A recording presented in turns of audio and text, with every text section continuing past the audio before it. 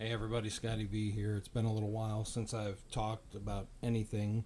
As you know, the National Convention is finally over, and Brian Renfro has beaten all of the charges that were appealed at the National Convention by a margin of nearly 2 to 1. I am one of the individuals that doesn't really believe the ruling, but our membership has spoken, and I'm going to leave it at that. Rather than beat a dead horse, we're going to go ahead and continue to move on. The path forward that everyone is wondering is what's going to happen with our contract. Short answer, I have no idea. The only individual that knows is Brian Renfro. He's the only person that's been in negotiations with the Postal Service outside of Fred Rolando, and Fred isn't involved with the NALC the way that he used to be. You heard him say that when he was giving his speech during, I think it was day 2 of the convention. He's a retiree. He's doing what every retiree wants to do. He's just at home. He's chilling out. He's doing the things that he wants to do. And it's good that he still has something to do with the union, even though some of us are salty about some of the things that he did, such as the creation of CCAs, Table 2. Those are just two of the big no-nos that happened underneath his leadership that a lot of us have a problem with. Now, I'm not going to go ahead and get into it because we all know, well, it could have been worse. We could have had an arbitrator decide, but it also could have been better. We could have had an arbitrator decide. It goes both ways. So, next.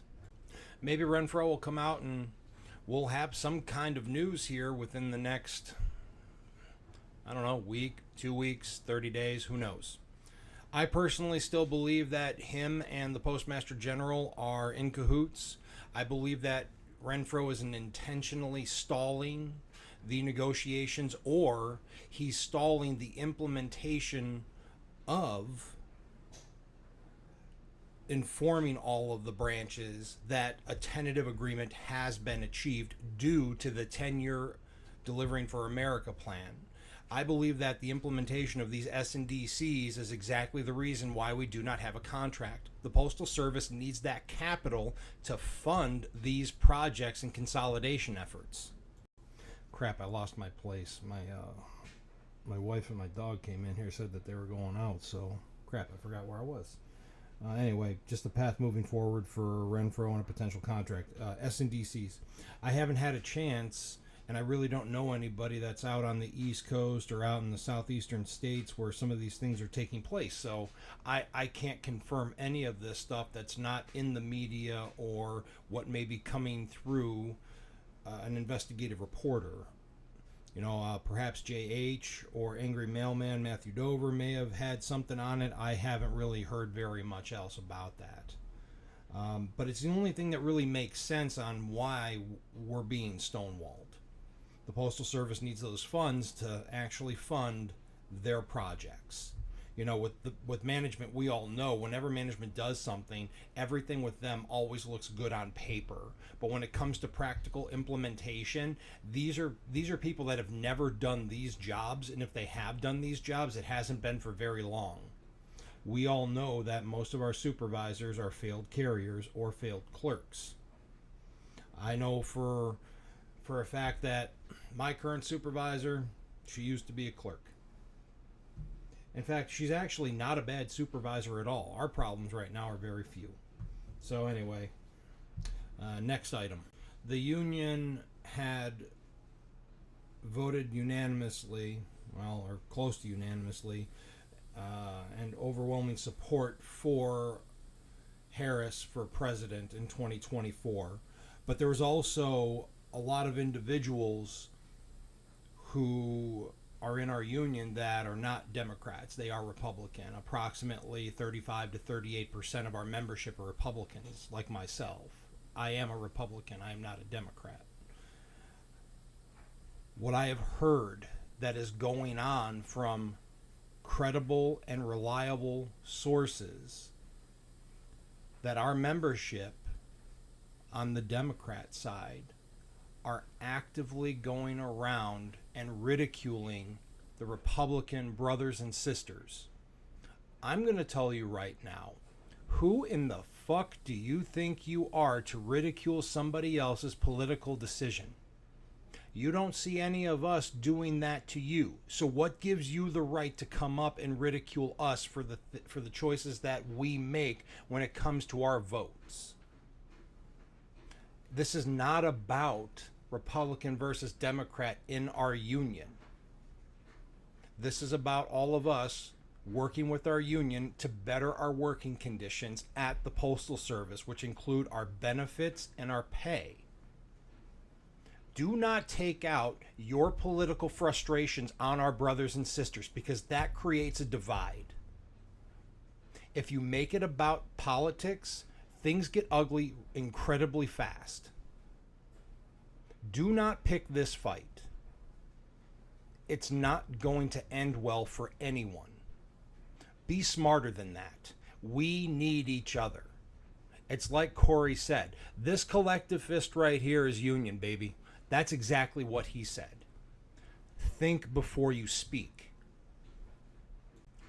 Also remember the premise of our union. We support the political leaders that support us. And last time I checked, we donate approximately 78% Democrat and the rest Republican.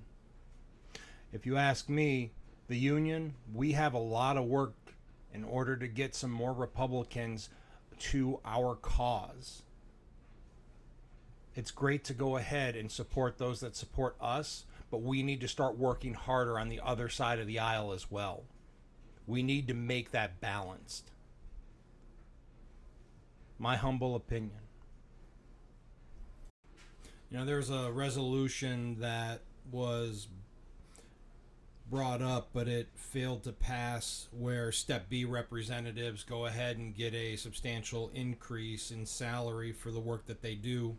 I don't know if any of you know this out there, but management's Step B representatives have gotten bumped up to a level 21, and in some places, you know, they're making approximately $120,000 a year compared to just over 83 or so for some of these Step B reps that we have, which is completely unfair.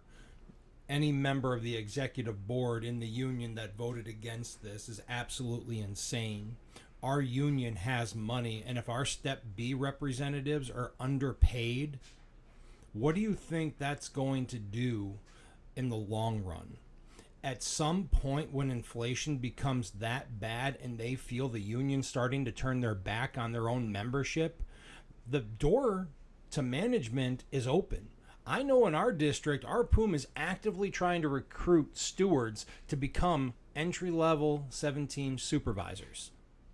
I know 2 stewards right now, including myself, that have had multiple offers to go into management, but we're not going to do it because 1, we're not stupid, 2, we're not puppets, and 3, we don't have gaping assholes for hands to get shoved into.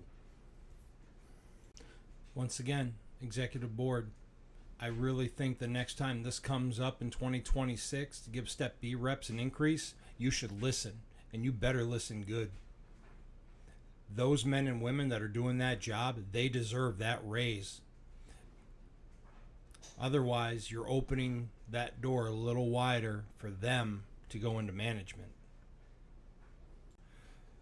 Circling back to Renfro beating the charges, the CLC and the Build a Fighting NALC definitely had an incredibly strong presence at the convention, and I do know, even though the vote was being swayed by some of the business agents, and there is a certain business agent who was at the forefront of this that Corey had on his podcast not too long ago when he was talking about why he voted not guilty, and I'll leave it at that. You can go ahead and listen to his stuttering mess on that episode. He's a real scumbag if you ask me, but he was one of the individuals walking around trying to get people to go ahead and vote along the lines of the executive council. Ugh. You know, it's absolutely ridiculous. And it's like Corey said, now we have a precedent set where you can go ahead and say anything you want about somebody and be damned all. It doesn't matter if it's true or not, because now there's a precedent. But, you know, the vast majority of us have integrity, so we're going to do the right thing no matter what.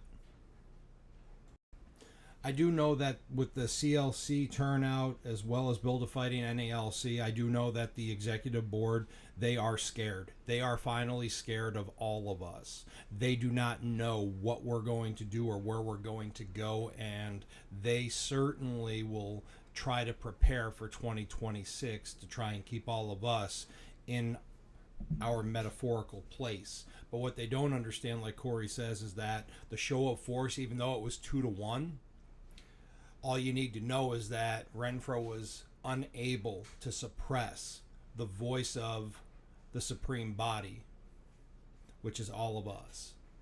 That right there goes to show that you're not as powerful as you think. And remember that those Article 10 charges, just remember, people aren't going to stay quiet when you're doing the wrong thing.